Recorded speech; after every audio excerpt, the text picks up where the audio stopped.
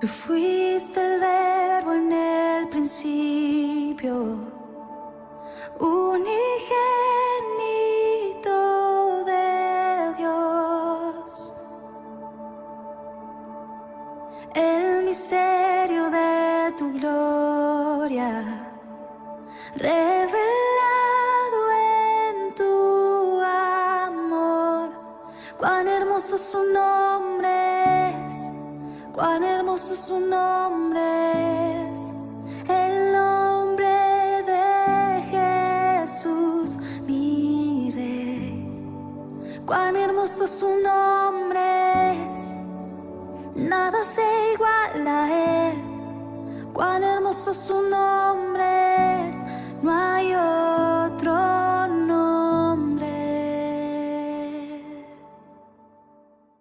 Condenado, había sido crucificado, había sido muerto, traspasado, y finalmente lo que estábamos viendo en las últimas escenas, que el Señor había resucitado.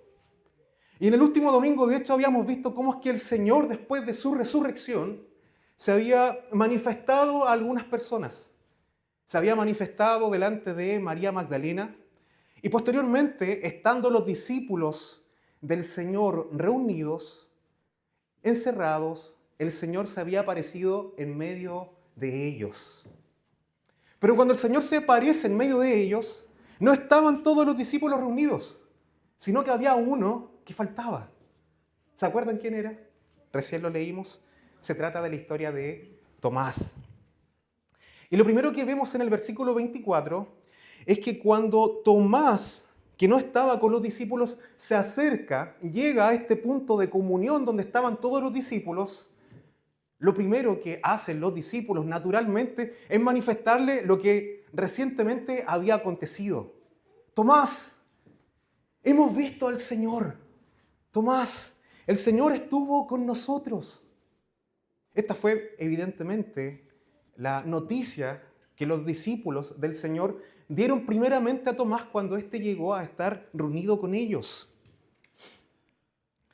Ahora, probablemente, cuando ellos comunican esta noticia a Tomás, muchas cosas pudieron pasar por la mente de Tomás. Muchas cosas. Sin embargo, lo que uno eventualmente pudiese llegar a esperar por parte de Tomás es que él hubiese reaccionado de una forma distinta, que él hubiese reaccionado con alegría, con júbilo, diciendo: gracias a Dios, el Señor ha resucitado. El Señor verdaderamente es el Cristo, es el Mesías prometido, de quien se había escrito por los profetas. Yo sabía que Él iba a resucitar. Yo estaba seguro, yo estaba esperando este acontecimiento.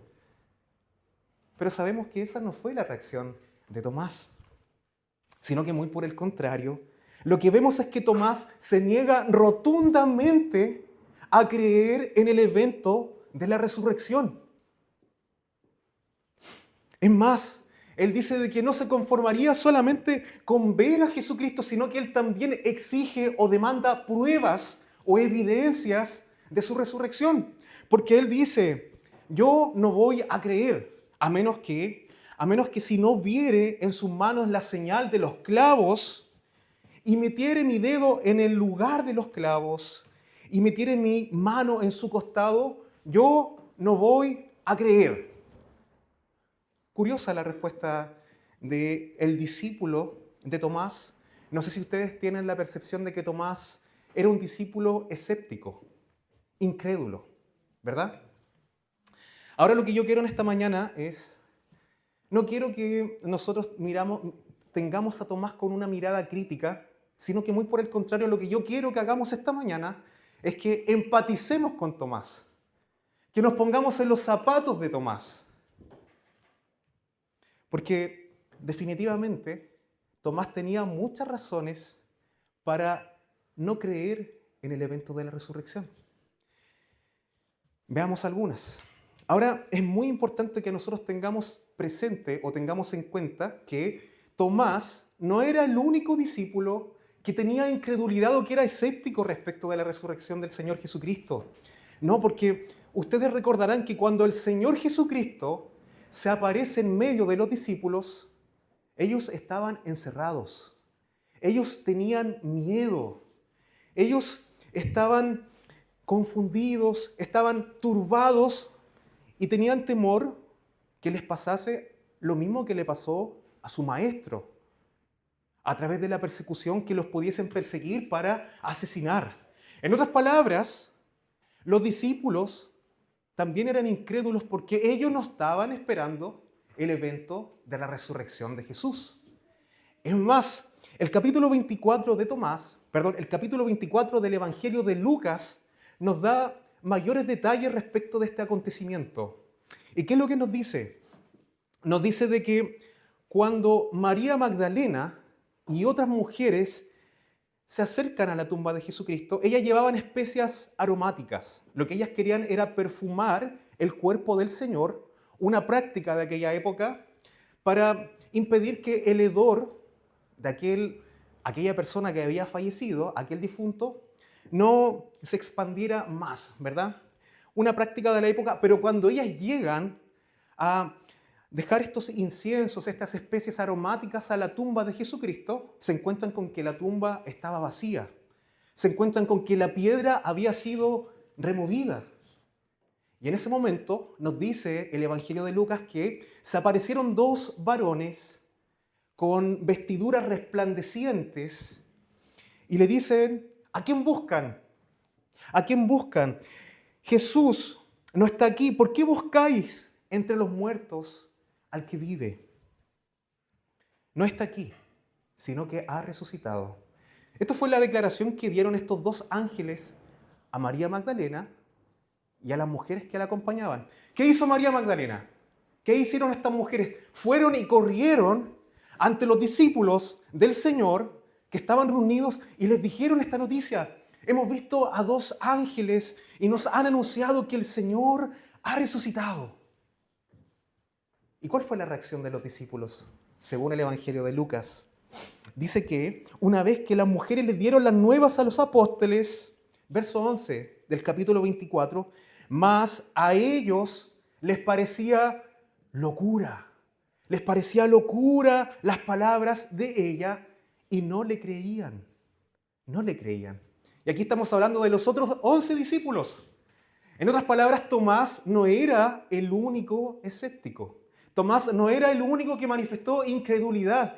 Y aún más, cuando Jesús resucitó y se comenzó a manifestar delante de la presencia de sus discípulos y otras personas, vemos como que muchos incluso aún no creían porque pensaban que se trataba de un espíritu, se trataba de un fantasma.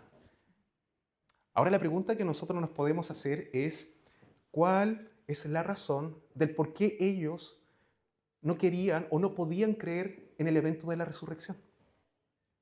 ¿Por qué razón manifestaban tanta incredulidad a pesar de que el Señor tantas veces anticipó el hecho de que Él era necesario que muriera para resucitar al tercer día? ¿Por qué ellos no lo podían comprender?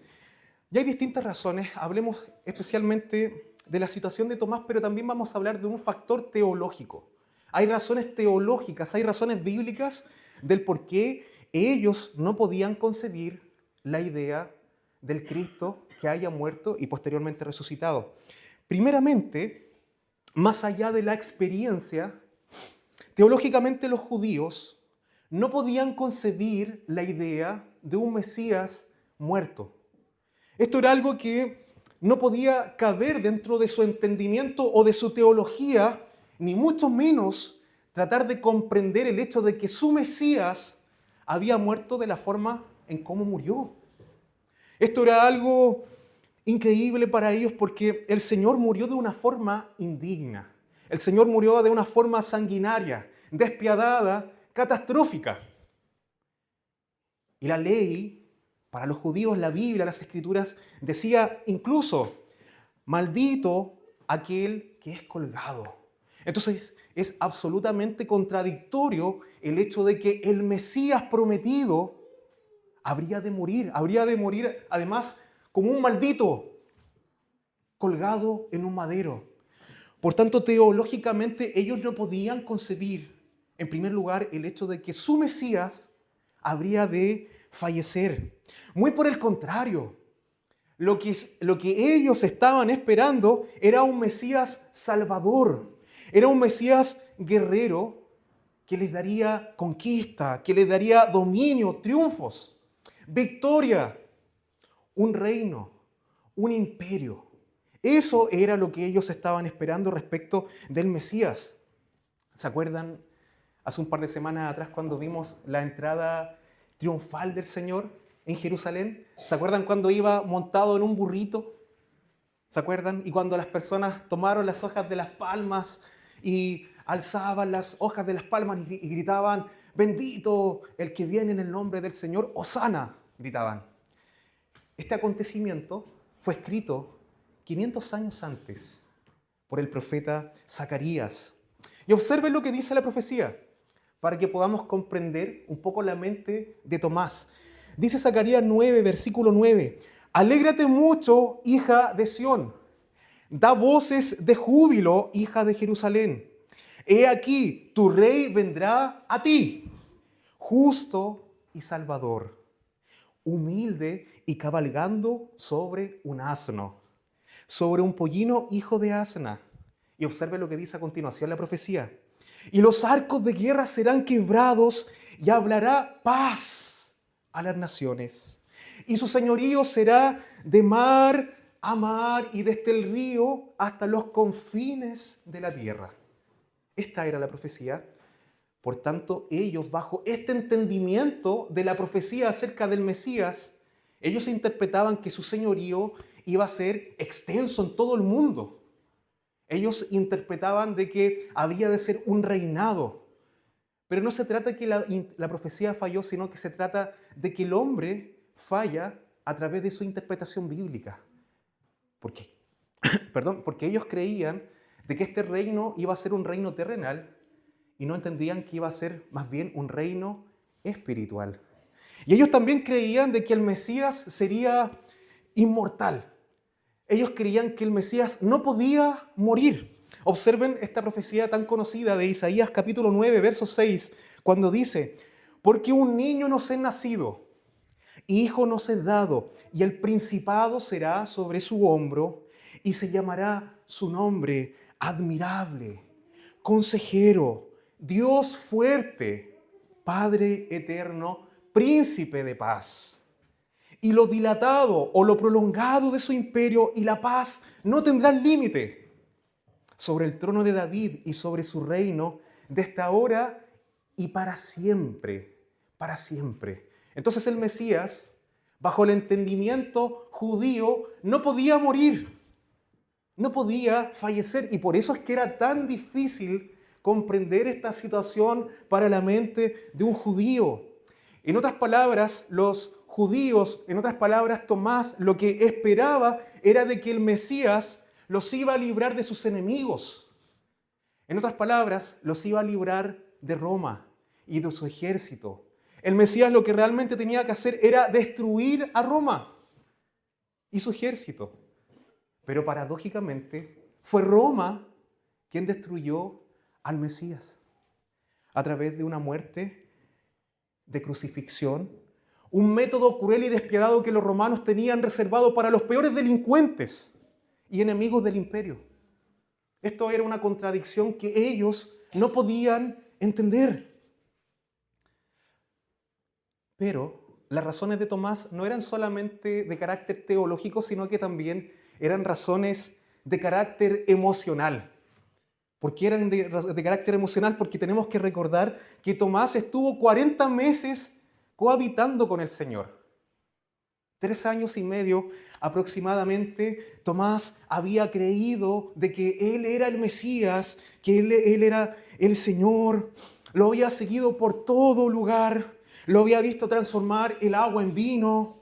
Lo había visto limpiar a los leprosos, dar vista a los ciegos, expulsar demonios y aún resucitar a los muertos. Entonces, a pesar de toda esa manifestación de poder, Jesús no se salvó a sí mismo. Esto era algo absolutamente traumático para Tomás, porque todo lo que él había proyectado acerca del Mesías, acerca del Salvador, se había desmoronado. se había derrumbado y Tomás había pasado por la peor desilusión de su vida, bajo su entendimiento. Por lo que pensar en la resurrección para Tomás era echar por tierra toda aquella evidencia tangible e innegable de que el Mesías, su Salvador, de quien se habían hecho todas las expectativas, había muerto de una forma trágica, en desmedro de todo lo que ellos habían creído. Por lo tanto, cuando Tomás tiene en cuenta esto, él dice, yo no creeré. Eso es lo que Tomás dice, si no viere en sus manos la señal de los clavos y metiere mi dedo en el lugar de los clavos y metiere mi mano, yo no creeré. Ahora, cuando escuchamos por primera vez estas palabras, al menos a mí me pasa esto, que lo normal es que tendemos a mirarlo desde arriba. Tendemos a posicionarnos en una superioridad moral. Pero Tomás, ¿cómo es tan incrédulo? ¿Cómo Tomás es tan escéptico? Tomás es el incrédulo, nosotros somos los creyentes. Sin embargo, la verdad de las cosas es que Tomás no está tan lejos de nosotros. O Tomás no está lejos de nosotros. Tomás está cerca de nosotros porque si somos honestos, nosotros también somos incrédulos. Nosotros también somos escépticos, pero probablemente nuestra incredulidad, nuestro escepticismo no es teórico, sino que más bien es práctico. ¿A qué me refiero con esto? Me refiero de que nosotros no es que neguemos la resurrección, no es que nosotros con nuestra boca negamos a Jesucristo, sino que más bien negamos al Señor a través de la forma en cómo nosotros vivimos. Decimos confiar en el Señor, decimos conocer al Señor, sin embargo, vivimos angustiados, vivimos afanados, vivimos dándole prioridad a los asuntos de nuestra vida, nuestro trabajo, nuestros proyectos, nuestra familia, nuestro descanso. Y no le damos la prioridad al Señor si realmente nosotros creemos que Él efectivamente resucitó. Si es que efectivamente Él derrotó la muerte. Y esto se hace mucho más evidente cuando la vida nos golpea.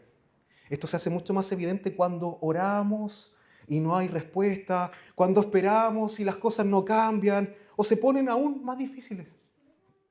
Cuando confiamos y terminamos heridos, porque nos hacemos expectativas de cómo es que debiese ser el Señor con nuestras vidas. Nos hacemos expectativas de cómo es que Él debería salvarnos a nosotros.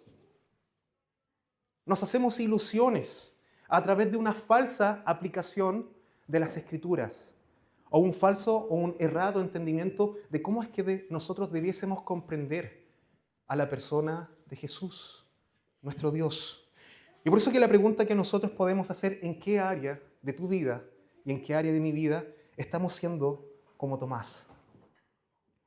¿Qué es lo que nos impide creer y actuar como realmente el Señor espera que nosotros creamos y seamos? ¿Qué tiene que ocurrir en nuestra vida para que realmente prioricemos lo que realmente nosotros a través de nuestra boca confesamos que es la prioridad? Que es nuestros asuntos espirituales, que son los negocios del Señor. Sin embargo, nosotros le damos más importancia a las cosas terrenales. Tenemos una incredulidad práctica. Nos cuesta venir a la iglesia. Nos da flojera. Nos cuesta orar por las peticiones de oración que nuestros propios hermanos claman acá. No empatizamos con la necesidad ajena. ¿Por qué? Porque el pecado y la incredulidad abundan en nuestro corazón y invertimos nuestra vida, nuestro tiempo, nuestros recursos en las cosas terrenales como si las cosas terrenales fueran eternas, como si las cosas terrenales pudieran darnos un sentido allá en la eternidad que nosotros decimos creer. Si lo pudiéramos ilustrar, si pudiéramos hacer una ilustración de cómo es que somos nosotros, somos semejantes a una persona que trata de buscar el sustento, que trata de encontrar su bienestar en una plantita que tiene en un macetero. Espera que esa plantita le dé fruto y poder abastecerse, poder alimentarse de esa plantita. dejando de lado las 500.000 hectáreas de terreno fértil que hay a su alrededor. Es una contradicción el hecho de que nosotros prioricemos los asuntos terrenales dejando de lado lo espiritual. Pero a pesar de nuestra incredulidad, a pesar de nuestra necedad, a pesar de nuestras carencias, les tengo una buena noticia, porque el Señor tiene misericordia de nosotros. El Señor tiene misericordia de nosotros y se compadece de nuestra necedad. Veamos lo que nos dice el relato, el versículo 26. 8 días después estaban otra vez sus discípulos dentro. 8 días después de aquel evento en donde Tomás manifiesta su incredulidad. Y observen, ahora sí, y Tomás estaba con ellos. Ahora sí, Tomás sí estaba congregado. Esta vez Tomás estaba reunido, esta vez Tomás no se iba a perder la bendición. Y llegó Jesús.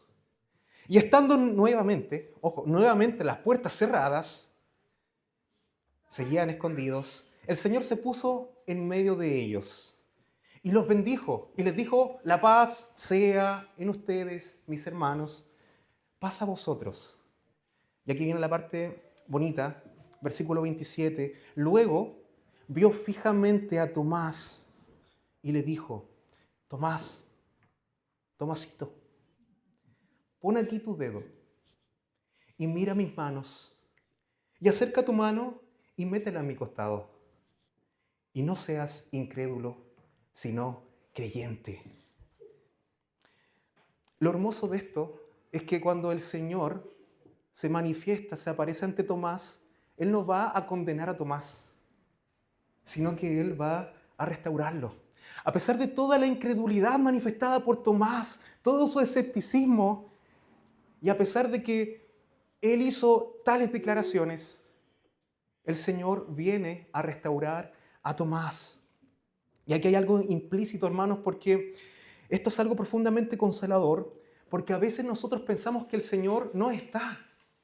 A veces pensamos que el Señor no nos escucha, porque no hay una respuesta inmediata. Entonces nosotros decimos: el Señor es distante a mí, es ajeno, es indiferente. Pero este pasaje muestra todo lo contrario. ¿Por qué muestra lo contrario? Porque cuando Tomás hubo dicho estas declaraciones de su incredulidad, Jesús no estaba ahí. No estaba físicamente ahí. No estaba ahí. Sin embargo, a pesar de que Tomás no lo sabía o no lo percibía, el Señor estaba escuchando cada palabra de Tomás, cada una de sus palabras. Aunque Tomás hablaba desde su incredulidad, el Señor estaba atento a cada una de sus críticas, de sus incredulidades.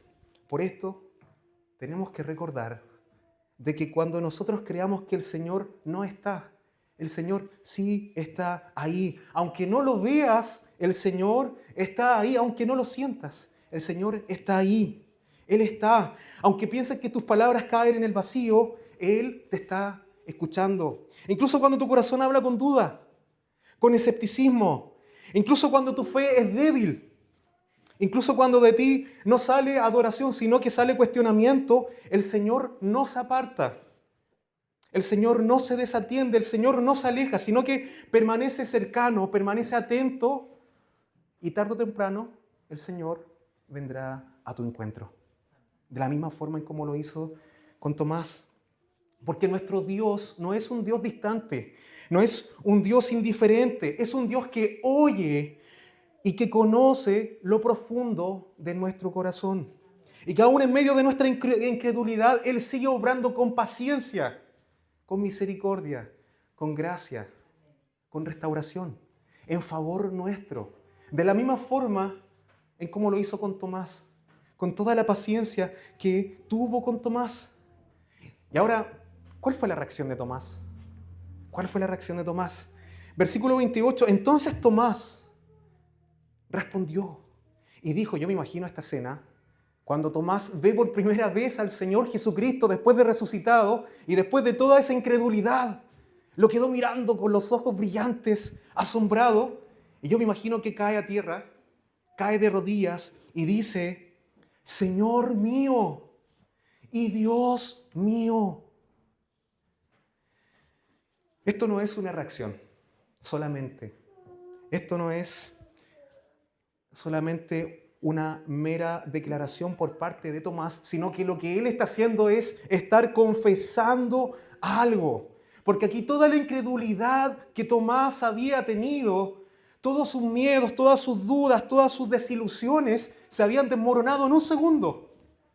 Ya no exigió pruebas, no dijo, a ver, déjame ver si realmente está ahí el orificio, sino que sencillamente él se desmoronó y dijo, Señor mío y Dios mío. Y estas palabras, por supuesto que el Señor nos habla acá a través de estas palabras para que nosotros también seamos apropiándonos de estas palabras. Señor mío y Dios mío. Porque con estas palabras lo que está diciendo Tomás es que, Señor, ya no soy yo el que pone las condiciones, ya no soy yo el que exige pruebas, ya no soy yo el que va a tomar las riendas de mi vida, sino que tú eres el Señor. Tú eres el que tiene derecho y propiedad sobre mi vida. Tú diriges mis pasos y tú, Señor, determinas mis caminos. Y lo que a continuación dice Tomás es aún más glorioso porque dice, Señor mío y Dios mío. Él está haciendo una declaración porque él está señalando a través de estas palabras de adoración que la persona que tenía enfrente, el Cristo resucitado, era además de su Señor, era su Dios.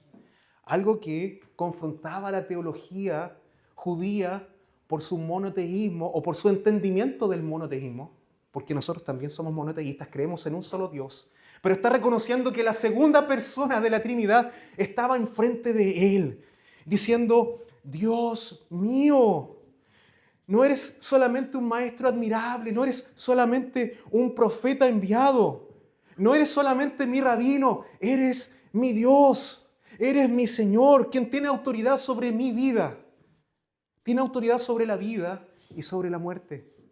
Ese es el reconocimiento que hace Tomás. Y por eso es que Tomás pasa de la duda, pasa de la incredulidad a la rendición y a la adoración. Y nosotros, por supuesto, que también tenemos que apropiarnos de las palabras de Tomás. Y observe lo que dice a continuación Tomás. Este es un clásico. El Señor responde y dice, versículo 29, Jesús se le dijo, Tomás, porque me has visto, has creído. Bienaventurados los que no vieron y creyeron. Bienaventurados los que no vieron y creyeron. Entonces la pregunta que nosotros nos podemos hacer, ¿crees tú en el Cristo resucitado? ¿Crees que Él ha resucitado a pesar de que no lo has visto? Una pregunta que nosotros nos tenemos que formular porque el Señor dice, felices, dichosos, bienaventurados son todos aquellos que creen en mí, a pesar de que no me han visto. Es decir, nosotros lo que debemos confesar, en otras palabras, es que, Señor, aunque no te vea, confío en ti. Aunque no entienda, me someto a ti. Aunque no sienta, yo sé, Señor, que tú estás obrando, que tú estás atento a mi clamor, a mi necesidad, aun cuando soy incrédulo, aun cuando manifiesto este escepticismo, aun cuando en la práctica no demuestro ser el creyente que tú quieres que yo sea. Esa es la confesión que nosotros debemos obrar, porque Él es digno de ser creído. Y todo lo que nosotros necesitamos es creer, es dejar de ser incrédulos. Lo que debemos es creer, ejercer fe en Cristo y este resucitado. Como las palabras del apóstol Pablo a los romanos cuando dice, esta es la palabra de fe que predicamos. Que si confesares con tu boca que Jesús es el Señor y creyeras en todo tu corazón que Dios le levantó de los muertos, serás salvo. Serás salvo. Eso es lo que tú tienes que creer. Eso es lo que nosotros tenemos que confesar. Tendrás vida y vida eterna. Vida en abundancia.